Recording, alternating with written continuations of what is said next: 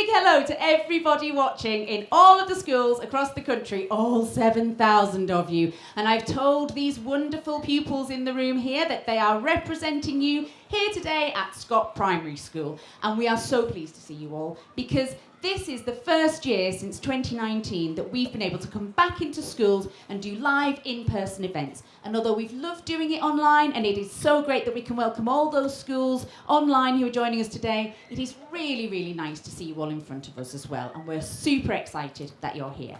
Now, I don't know how many of you have been joining us for the rest of this week, but we've had a great week so far. This is day 4. How are we on day 4 already?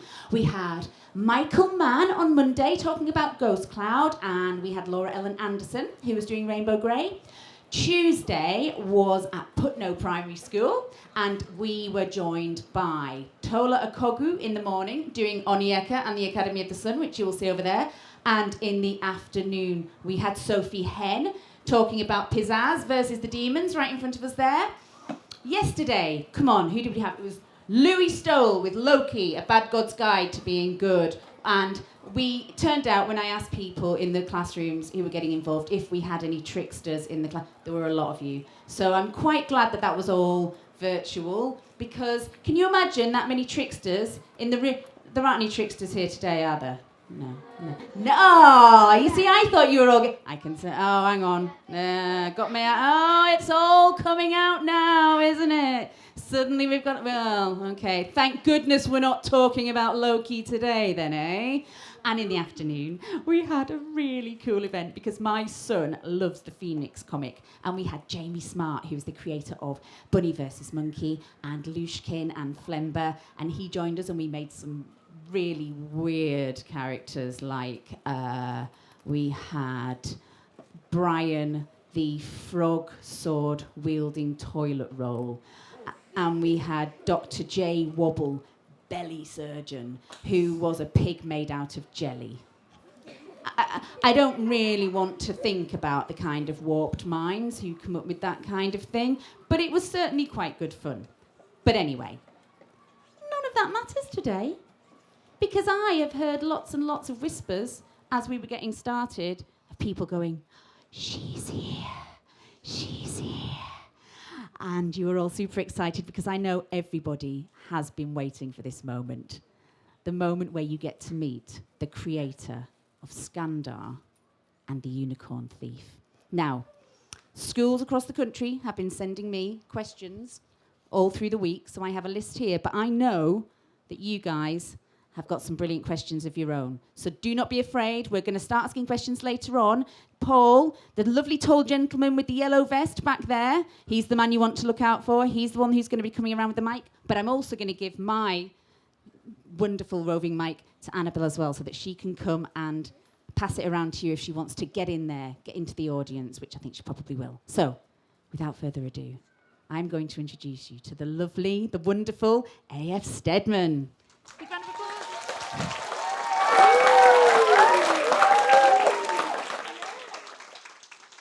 Hello everyone. So, I'm A.F. Steadman. My actual name is Annabelle, which is fine for me to call me that. And I'm the author of Skandar and the Unicorn Thief, which is the first book in a new fantasy series.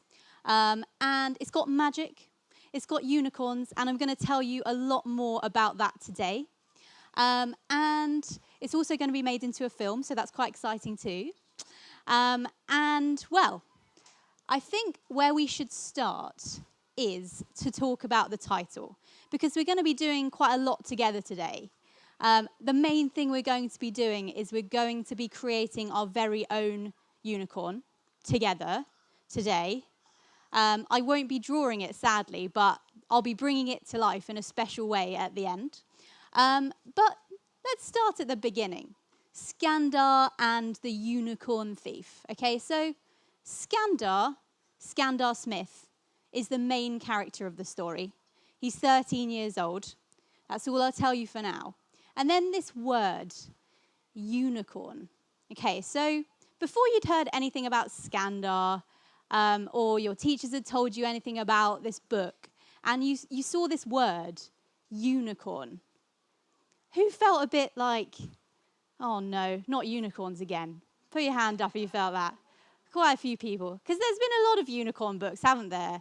And I wanted to ask you, when you saw that word, what was the first thing that you thought of when you saw it? Yeah. I thought of unicorn just keep coming to me and we're all beautiful and pretty. Beautiful and pretty. Okay.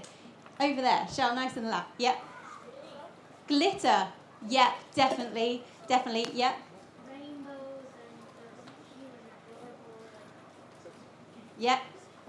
Definitely. Rainbows, cute and adorable. What about you there?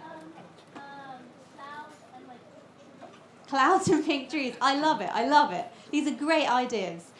So that's kind of what I was feeling about unicorns when I had the idea for this book. And I put some things together I don't know if you can see this very well, but basically unicorns have been around for a really, really long time. So this picture on the right-hand side is it's on the side of an ancient fortress. It's from 4000 BC.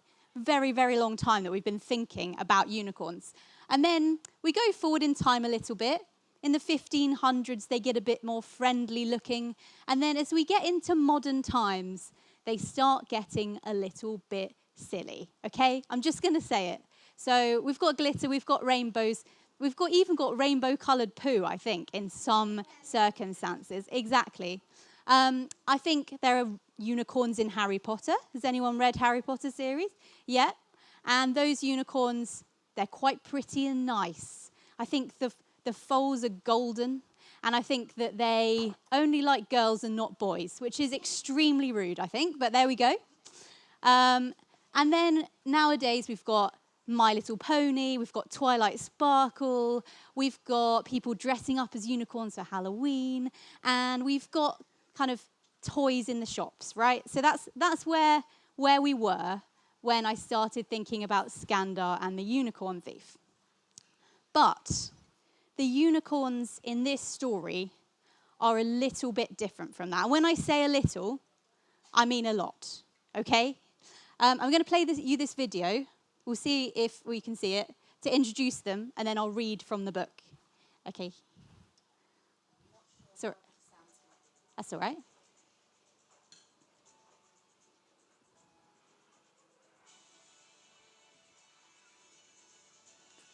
Ferocious, magical, powerful,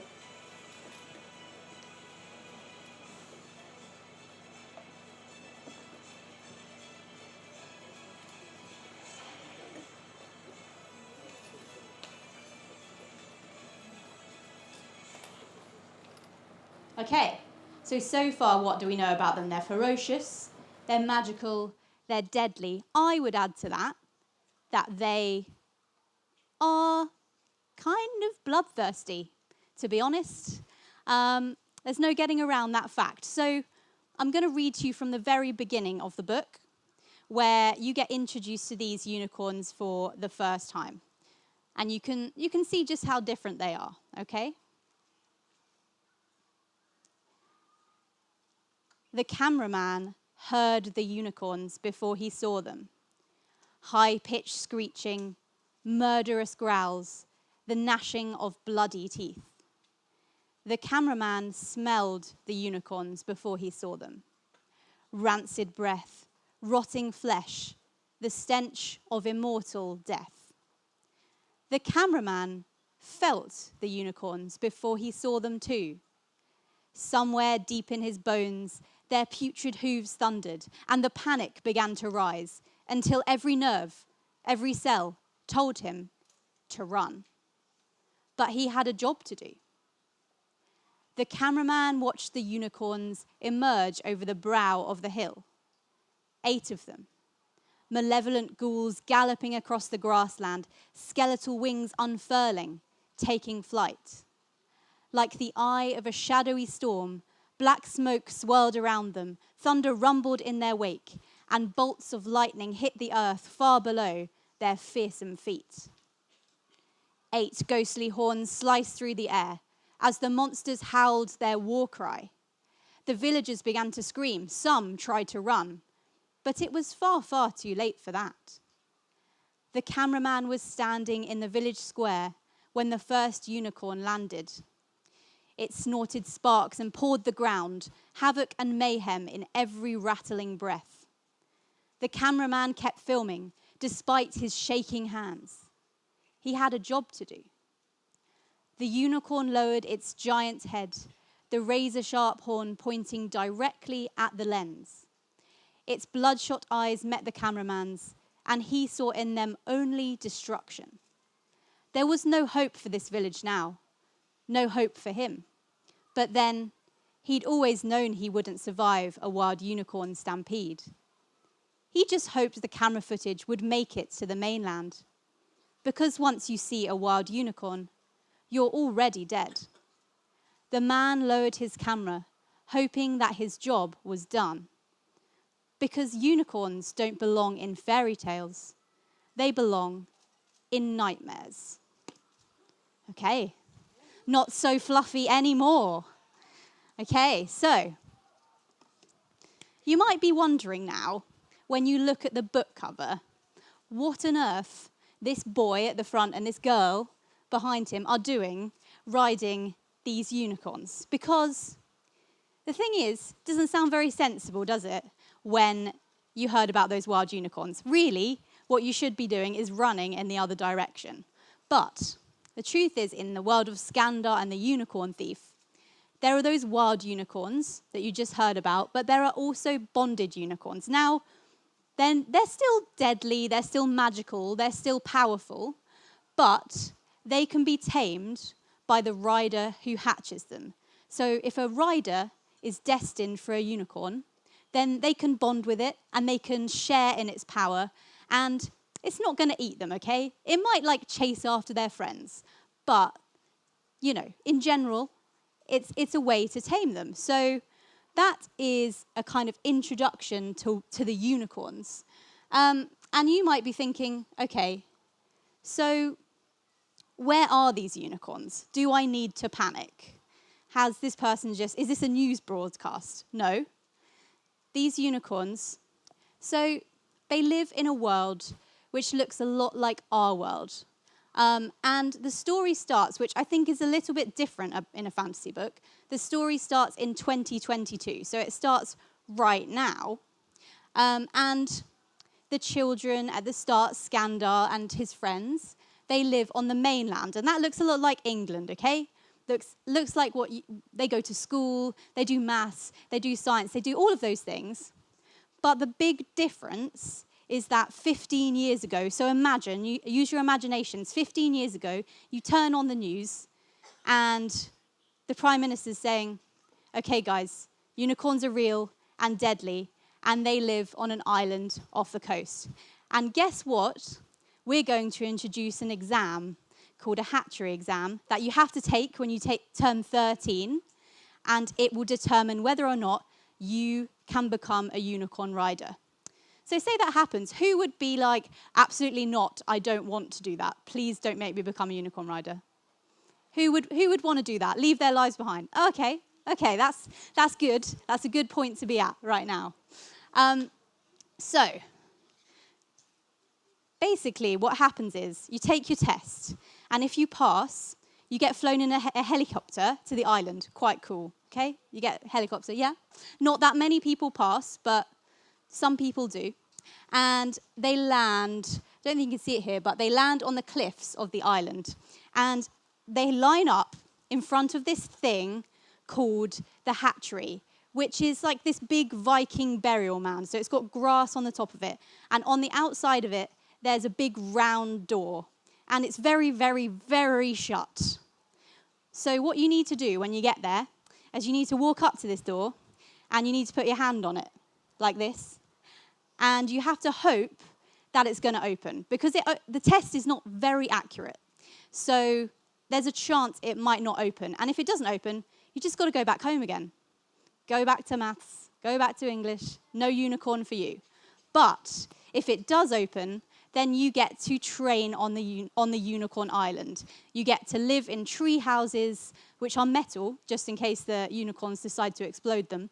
And you live off the ground with 4 of your friends, and the other unicorn riders who are training their unicorns and learning how to control them. Okay, before we get to making this unicorn, one more thing you need to know. Maybe two. So, what is the point? What is the goal of becoming a unicorn rider? So, it is to compete in the most famous unicorn race in the world, which you get to see right at the beginning of the book, called the Chaos Cup. So all the best unicorn riders and their unicorns compete in this race. There are 25 of them that qualify, and it's a race in the air, and they have to battle each other on the way round. They're trying to knock each other off. They're using their magic, which I'll tell you about in a second, to try and win the race first. So that's what they're doing. And why do you want to win this race? Because if you win, you become the Commodore of Chaos, which means you are in charge of the island for an entire year. And not only that, is the people that race in this, they're very famous. They get on TV. Everybody watches this race, okay? So that's what you want to do. And they use elemental magic. Has anyone heard of elemental magic before? Lots of people. So that is what the unicorns have. That's their power. So they are elemental creatures, and they share their magic with the human that they bond with. So has anyone got an element that they can tell me that they exist? Yep. Water. Yep. Yep. Air. Yep. Fire. Yep. Earth. That's 4. Is there another one? Yep. Spirit. Okay. So on this thing here, we've got fire, we've got water, we've got air, we've got earth, and then we've got spirit over here because all on its own. Because in the world of Skandar, spirit is an illegal element, so it's not allowed. It got banned. No one's allowed to use it at all. And if you become a unicorn rider, you get to learn how to use all of these elements. You can use all of them. You can do fire attacks, you can do water shields, you can do lightning bolt attacks, you can do all of that stuff. But one of those elements will be your best element, and that's called your allied element. Okay, it's time. So what we're going to do, we're going to build a bloodthirsty unicorn. And if you're in your classrooms, then try and build a class unicorn along with me as well. And basically, guys, the reason why we're doing this is because this is going to be a 5-book series. There are going to be a lot of unicorns in this series. And to be honest with you, I kind of need help. Because there's a lot of them, and I have to come up with them all by myself. And so if we make a good enough unicorn here today, you might see it in a future book. It's not a promise, but it's potential, because I'll be writing it down in my notebook. And when I'm looking for unicorn characters, I will be looking through those notes. So I just thought I'd be honest with you there, okay? And if you're joining along in your classrooms, if you want to send me your unicorn name and all of the elements we build today on my website, that would be great. So thank you very much for that. Okay, so in order to build this unicorn, so this unicorn is going to compete in that Chaos Cup that I've just told you about, okay? So it needs to be pretty good. The first thing we need to decide is the allied element, because every rider and unicorn have an allied element. And the way we're going to do that is that I'm going to tell you a bit about the elements, and you're going to decide which one you think you might be. And then we're going to see how many of each element we have in this room, and whichever one has the most, that's the one we choose for the unicorn, okay? So we'll do that in a minute. Then, you've got to be honest though, no cheating. The second thing we're going to do is look at the appearance, okay? So when you're building characters, you need to be able to describe them. And the unicorns are characters in these books. They don't talk, don't worry, but they are characters. And so what does it look like? What kind of experience has it got? What kind of things has it done before that's going to mean that it might do well in the Chaos Cup? Third thing, strengths and weaknesses. Because all unicorns have strengths, all of them have weaknesses, just like me, just like you. Last thing, name. Very important. The names of unicorns in this book are kind of special. They're sort of magical, elemental, and we're going to have to come up with a name for it as well. So that's what we're going to do. Right. So, first of all, going through the elements, I'm going to tell you about each of them. So, the thing to remember is that although you can do all of the elements, you will be best at one. And say, for example, you're best at fire, you're going to be you might have particular characteristics or be a particular kind of personality, okay? And if you've read the book, you'll know a bit more about it, but I'm giving you some extra information here about what kind of people fire wielder, that's what we call them, fire wielders, when it's their allied element, what kind of person they are. So I'm going to go through each of them, and if you think, that sounds like me, that sounds like me, that sounds like my friend, that sounds like, you can let them know very quietly. And yeah, at the end I'm going to go through them, and you're going to put your hand up for which one you think you are. Okay, so fire, first of all. So fire wielders, they are the kind of people who, if your teacher sets you a task, they're like the first ones to volunteer for it. They've got all of the ideas. They know exactly how it's going to go down. They know everything about it. They're very enthusiastic, but they can be a bit bossy, okay? So if someone else comes in with an idea, they might say, no, we're doing my stuff. We're doing my stuff, okay? It makes them very good to have in the classroom because they're kind of the leader, and they're very creative, so they might like writing stories as well, that kind of thing. And they love a plan. They absolutely love a plan. So even when they are kind of having fun, they want to have the most fun by planning the fun. So that is a fire wielder, okay? Water wielders, they're a bit more chilled out. They're a bit more relaxed. They like to go with the flow. They are the kind of person who, if they were sitting at lunch, you'd go and sit with them because they're just nice. You wouldn't, they might not be your best friend, but you could get along with that person. Water wielders are also very logical, so they're good at problem solving, but unlike a fire wielder, they're not going to boast about it. They might work out the answer, but they'll sit at the back of the class feeling pleased with themselves. Yeah, I'll work that out, but they're not going to let anyone know. They're also quite forgiving, so if you were mean to them, they'd probably forgive you. And they also know right from wrong. So they know what's right, know what's wrong, don't always do the right thing though. So can be rebellious, okay? Earth wielders. So earth wielders they're really good friends, okay? So if you told them a secret, they'd never tell anyone. You really want to be friends with them. They're quite sensible. They're a bit shy with new people, but they're very, very generous. So if it's their birthday, they're the kind of person who they bring in cake and they forget to eat some themselves, or they give their last chocolate bar away. That's the kind of people we're talking about here, very kind.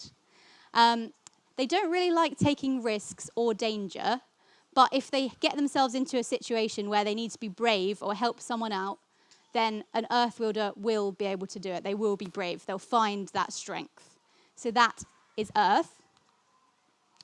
And we've got air. Okay, so air wielders, they're the loud people, okay? The loud ones. You know which ones they are. They're probably talking right now.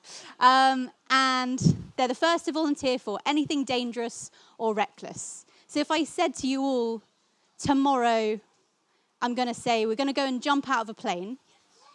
Yeah. We're not.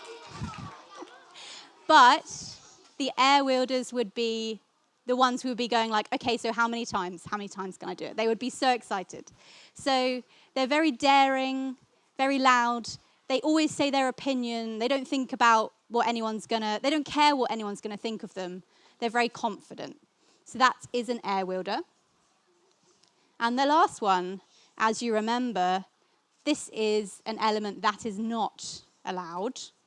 However, it doesn't mean you can't choose it for yourself. So it has been told to me that the spirit wielders used to be very secretive people. So they're the sort of person where there's always something going on in their head. And you look at them and you think, what's going on with you? What are you thinking about? Because there's something happening. And you kind of want to be friends with them because you think they're quite cool, but you're a bit scared because you're going to think, what am I getting myself into with this? So that spirit wielders are also, they're very, very stubborn. So if you try and change their mind about anything, they will just keep on doing what they want to do. They're very brave, very courageous, but that's mainly because they're always getting into danger. So they haven't really got a choice. But they're also very loyal. So if you do make friends with a spirit wielder, you've got a friend for life there, and they will protect you no matter what. So that's what we got. Okay. Who thinks, hands up if you think you're a fire wielder. Got a few. Yeah. What about water? Yeah. What about earth? Earth. Air. Whoa, we've got a lot of air wielders here. Some of them have got both their hands up, which is classic. What about spirit? Oh, so many spirit wielders. Wow. Okay, so we've got ourselves, and in your classrooms that might be different. So have a think about which one's got the most elemental people in your class. But here, we have got ourselves a spirit unicorn, okay? How about a cheer? Yeah.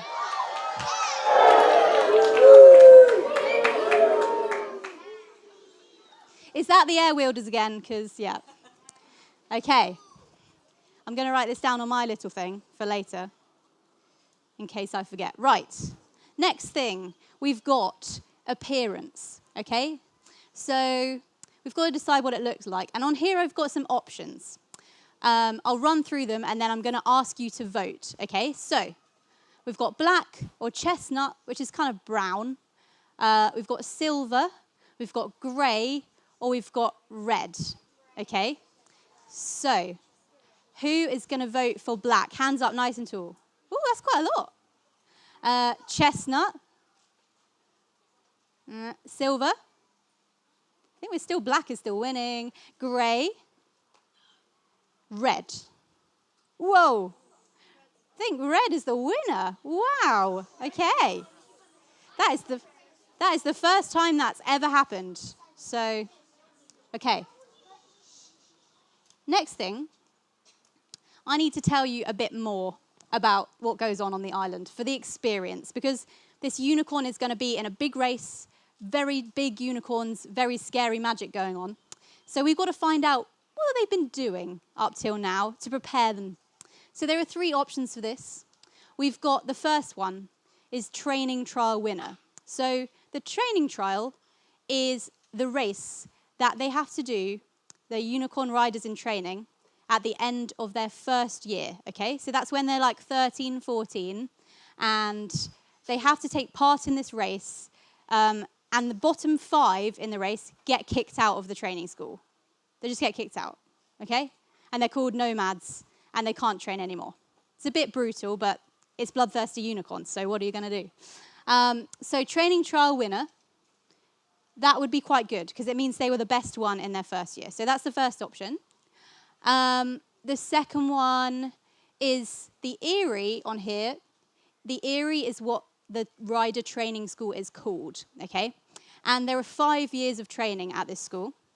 And this second option is they made it through 5 years just, okay? But it was kind of a miracle. There was a lot of ups, there were a lot of downs, but in the end, they made it through without being kicked out. So that could be a good option. Then the third one is a nomad wildcard. So that means they're a nomad. They've been kicked out of the Eyrie. No one's seen them since. They've been off in the wilderness doing something. Who knows? They might have been sleeping. They might have been training very hard. Who knows? So that's a bit of an interesting option to choose. But let's see which ones you want. So who wants them to have been the training trial winner? Okay. A miracle they made it through the Eyrie. Not so popular. Nomad wildcard. Loads of you. Okay. So here in the tent, we have got a nomad wildcard. And in your classrooms, that might be different. I don't know. But on we go. So, nomad wildcard. I'm writing it down. So next, we have got strengths and weaknesses. So you get to choose 2 of these from each one. So weaknesses. The first one is disobedient. So that just means they don't do what they're told. The second one is easily distracted. So say they're in the race and a bird flies past, they might try and chase the bird and eat it rather than carry on with the race. The third one is overly aggressive, okay? So that means they're just trying to fight everyone, which could go a bit wrong, but could be good. The next one is they're nervous. It's their first time, so they're a bit kind of jittery at the start. And the last one is they occasionally like their own farts. Okay. It is a problem. Fire wielders do have this problem. You're going to pick two of these, so you can vote twice. So who wants disobedient? Easily distracted. Okay, disobedient's still winning. Overly aggressive. Oh, that's loads of you. Okay. Nervous. Occasionally likes their own farts.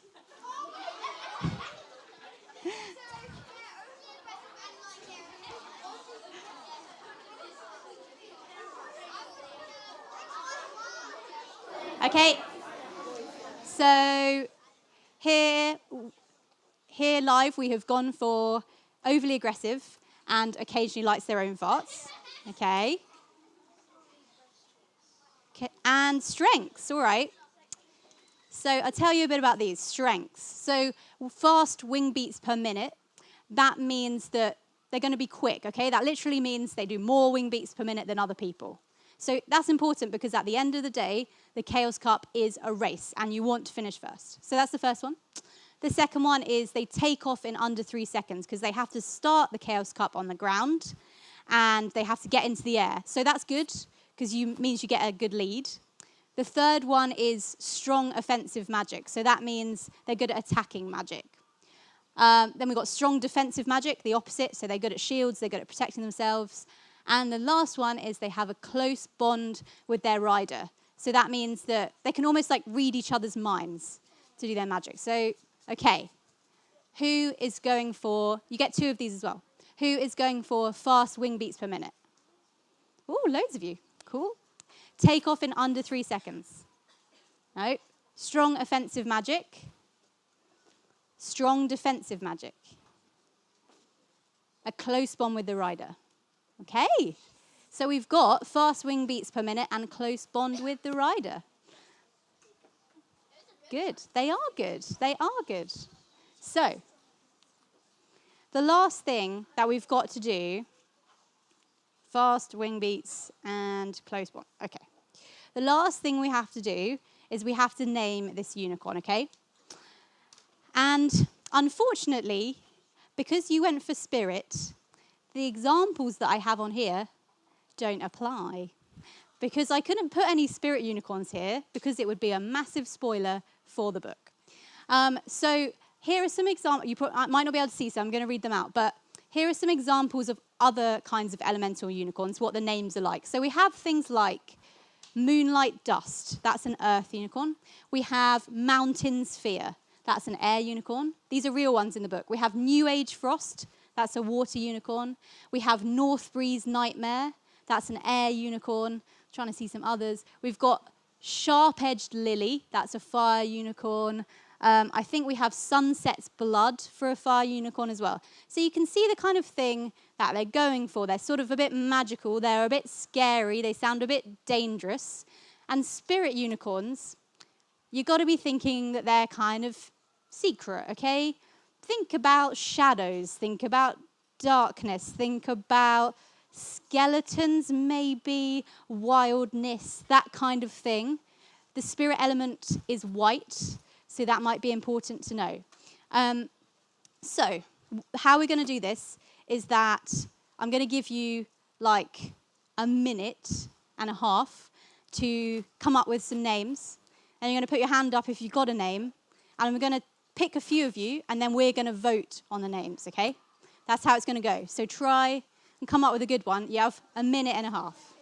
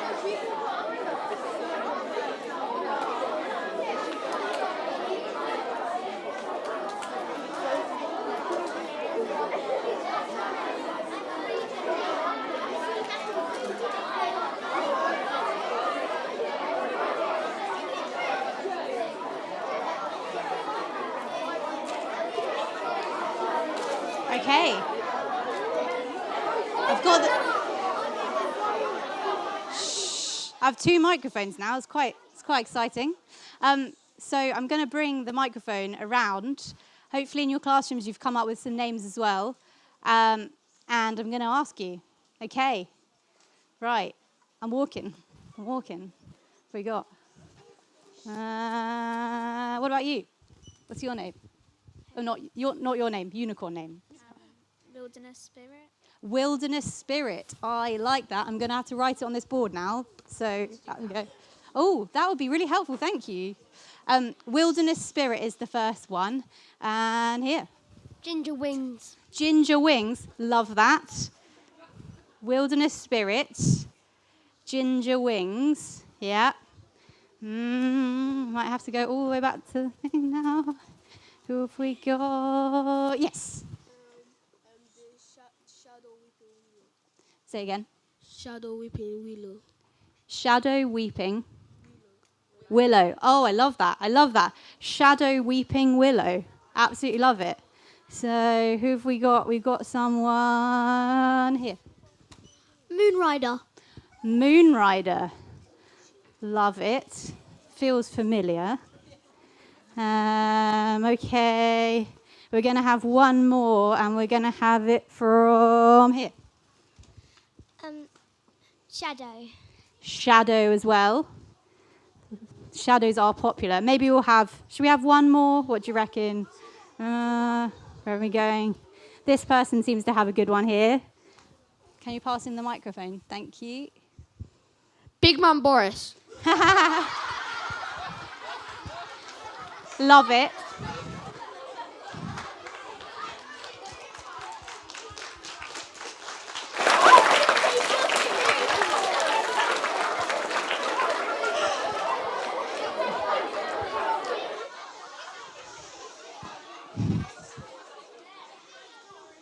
I love a topical name. Very good.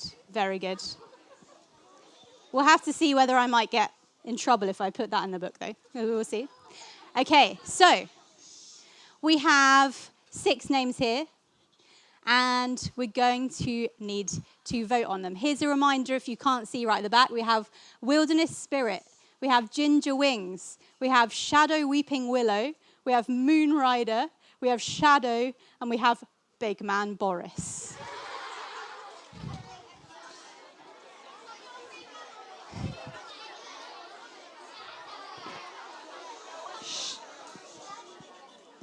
All right. So, hands up for Wilderness Spirit. Okay. Going to write these down in a book. Ginger Wings. Ah, come on. I love that one. Okay. Shadow Weeping Willow. Yeah. Feel like I know where this is going. Moonrider. A few more. Shadow. And Big Man Boris.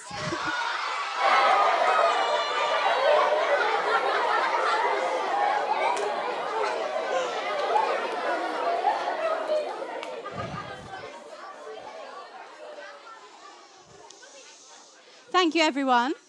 And I hope you have a great name in your classrooms as well. So, here's a reminder of the unicorn that we have made so far. So, they're a spirit unicorn. They are red. And when we say red, we mean like blood red. We won't mean like lame red, okay? So we've got blood red. And they were a nomad wildcard. So they got kicked out of the Eyrie, but they have been up to something for the last few years. They are overly aggressive. They occasionally like their own farts. They have fast wing beats per minute, and they have a close bond with their rider. Now, there's one more thing that I need to ask before I do some work. What's your name? Amran? Amran. You'll be riding Big Man Boris, Amran. So thank you. Give him a clap.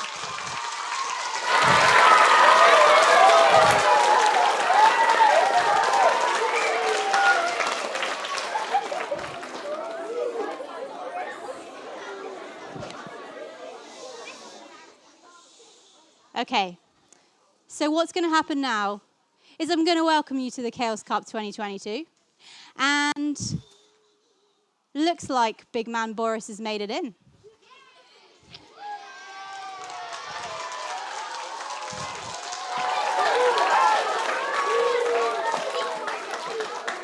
And I've now got a lot of work to do because I've got to remember all the things that we've created about this unicorn.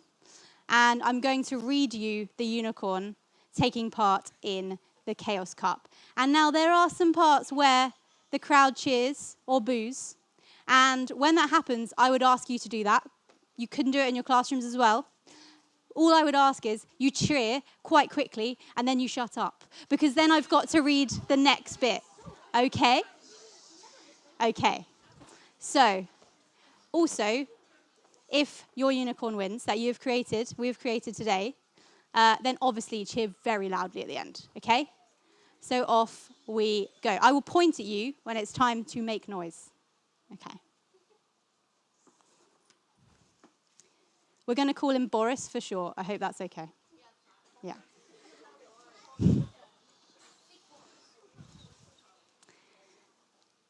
The noise of the crowd crescendoed as the Chaos Unicorns came into view of the stands. All the spectators turned their faces to the sky as the most powerful unicorns in the world soared above their heads. The commentary was blaring from huge loudspeakers, the words echoing around the arena. And it's Amran and big man Boris in the lead. The crowd cheered.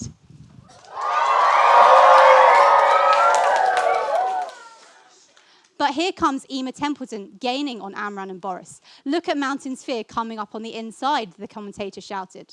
The crowd watched Mountain Sphere catch up with Boris and engage him in a sky battle. Boris's red mane sparked with the spirit magic, and they were preparing to launch their ghost attack. We can do this, Boris, Amran said to his unicorn through gritted teeth. He still couldn't believe they were in the lead. They really had come a long way since being declared a nomad. Amran summoned his allied element into the bond, and Boris screeched with excitement and fury as Mountain Sphere blocked his way through the air. The crowd were cheering on their favourite unicorn, willing them into battle.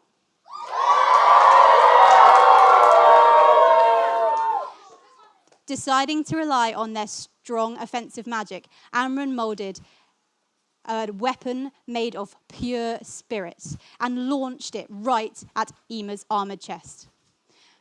Boris joined in with his rider and roared a column of fire right from his mouth. Emma and Mountain Sphere had to dive out of the way and fell back amongst the other competitors. Boris took the lead again. I can't believe big man Boris has kept up his speed, the commentator was saying. Their wing beats per minute are off the charts, and we've seen no evidence of their overly aggressive behaviour today, like we did back when they were kicked out of the Eyrie. The other commentator didn't sound so convinced of Amran's success. The other riders aren't giving up without a fight. Expending energy in that sky battle might have cost them the Chaos Cup.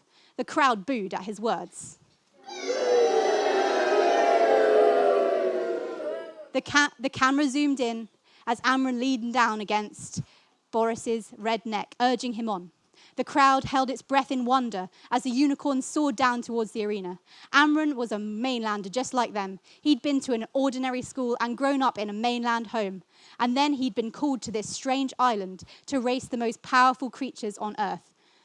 Could Amran and big man Boris really win the Chaos Cup? This is a two-rider race. Riverreed Prince looked like he's got enough energy left. Boris has been leading the group the whole way round. Has he got the stamina to make it?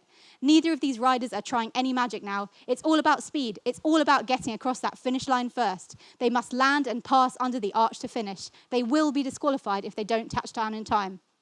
There was a dramatic pause in the commentary. Nobody dared breathe. And then the microphone picked up a small squeak, a pop, and flames erupting from Big Man Boris's hindquarters. Did Boris just ignite his own fart? One of the commentators asked, completely bewildered. That might have cost them precious time. But no, the fire seems to have propelled them forwards. And they've both landed in the arena. They're neck and neck. The two unicorns, Big Man Boris and River Reed Prince, raced towards the finish. Amran raised his palm so quickly that the crowd almost missed it and threw a single lightning dagger sideways at River Reed Prince. Aladdin's unicorn was distracted, just for a moment, but it was enough. It's going to be the decider. Big Man Boris is going to get there first. And it's Amran and Big Man Boris, the winners of the Chaos Cup 2022. The crowd cheered.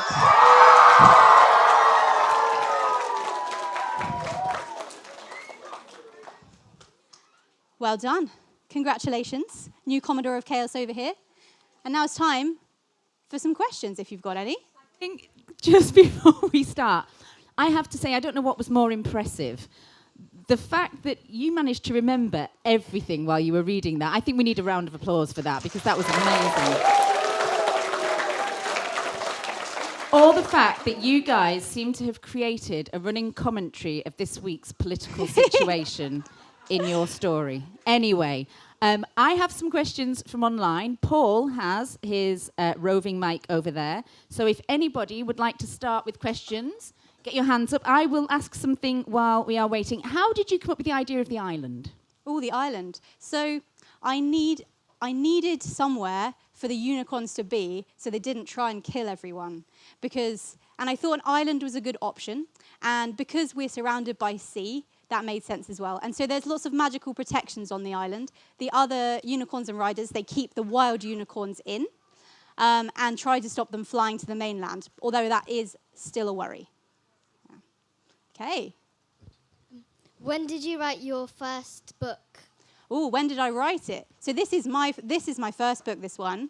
And I wrote the first draft at the end of 2019 and during the first half of 2020. And that was when COVID happened. So I had lots and lots of time to use my imagination because there was nothing going on at all. But it was nice to be on the island with Skandar and his friends and pretend that everything wasn't terrible. What was your idea to make the unicorn a thief? Ah, unicorn thief. So the unicorn thief is the villain of the story. They're not a unicorn. They are kind of person, kind of not a person, and you meet them at the very end of chapter 1, and they are something to be worried about. One here, which element would you wield? Oh, which one? So I think I would either be fire, it's a bit creative, a bit imaginative, sometimes I have a bit of a temper, or earth. It depends if you get me on a good day or a bad day. But I think I don't really like, I like sort of staying in and reading a book rather than out partying, so I don't think I'd be an air wielder, but yeah, earth or fire. Who was the good unicorn? Who was the good unicorn? Oh, I don't know. So do we have kind of goodies and baddies in this story, okay. I guess? So, yes, we do. So Skandar and his friends, they're unicorns. Because they're controlled by them, they're kind of good. And then the baddies really are those wild unicorns that from the beginning. And everyone's kind of trying to make sure that they don't cause trouble. And the unicorn thief is definitely a baddie. Why did you make the unicorns evil? Why did I make the unicorns evil? I think, so not all the unicorns are evil. Some of them are evil, some of them are just dangerous. But I think I have always really liked dragons in stories. I've liked things like dragons and phoenixes. And so I thought it would be interesting to make unicorns a bit more dangerous and have a bit more kind of ferocious power. That's what I wanted. And I didn't really ever like the unicorns with rainbows and glitter, to be honest. So that's why I decided to make them a little bit different. How long what does one unicorn usually live? Sorry. How long does one unicorn usually live? Oh, that's a great question. How long does a unicorn live? So, the wild unicorns that you heard about, they live forever. Ever and ever and ever. You can't kill them, and they're immortal and invincible. So they're a problem. But the unicorns who have riders, they live as long as the rider does. So if the rider dies, they die, but not before.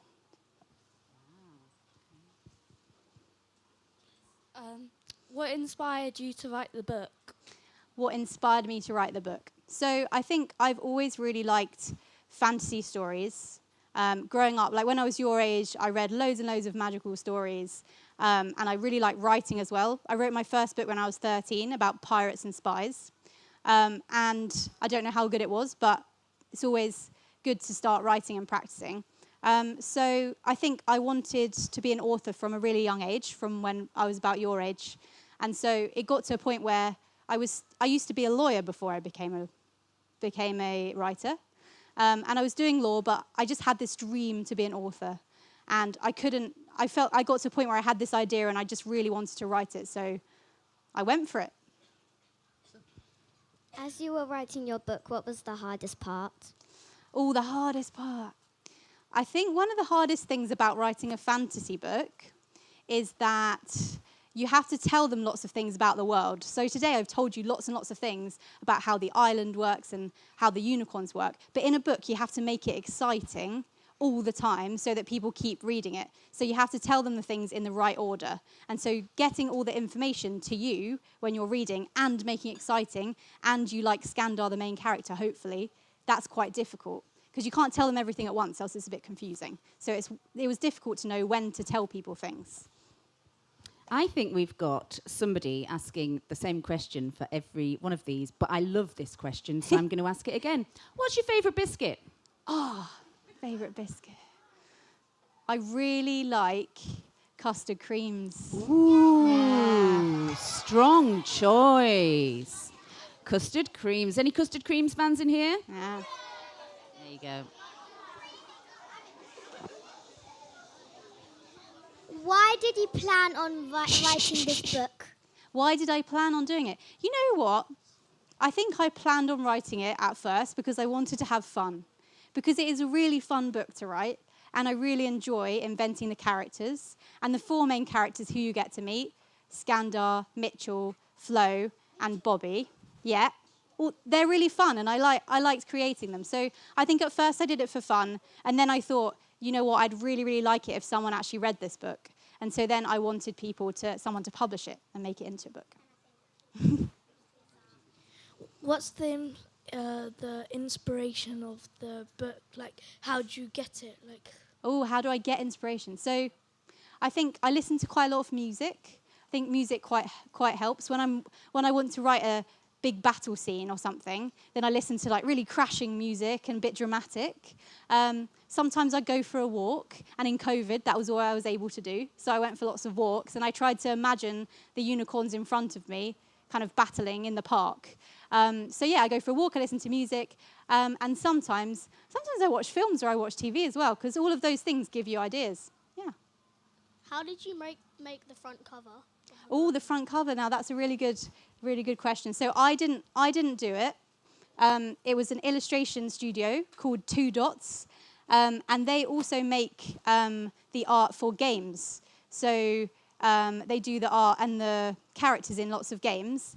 And first of all, they do it in black and white, and they read a bit of the book, and they get to know what the characters look like, and then they put colour, and then eventually you get the finished product, and they ask you, what does Skandar look like? What's he wearing? And you have those conversations with a designer, and eventually you get something cool like that. This is going to be our last question, so I want you all to close your eyes, make it a good one. If you've got a really, really, really good question to finish with, let's go for it.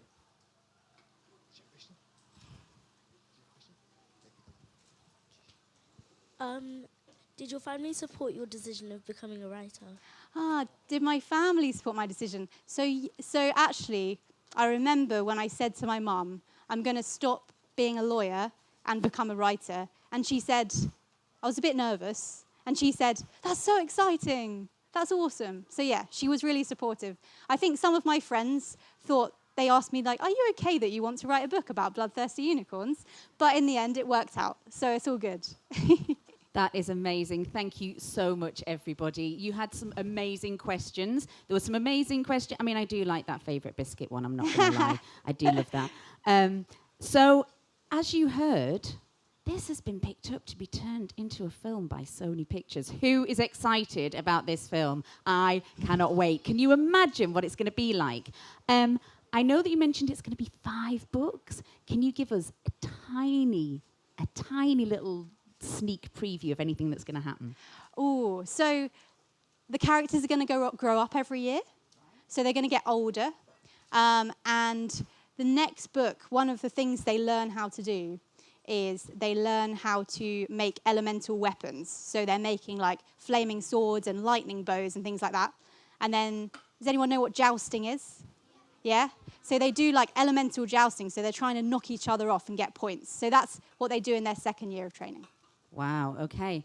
So I think probably you guys in here need to just stop for a moment and think about this. And just think about where you are and feel where you are, because in a few years' time, you're going to be turning around to people and going, I met her. When this all becomes huge and famous. You've been amazing. Everybody at home has been amazing. Can we give Annabelle a huge round of applause? And I would like you all to give each other a huge round of applause for your wonderful imaginations.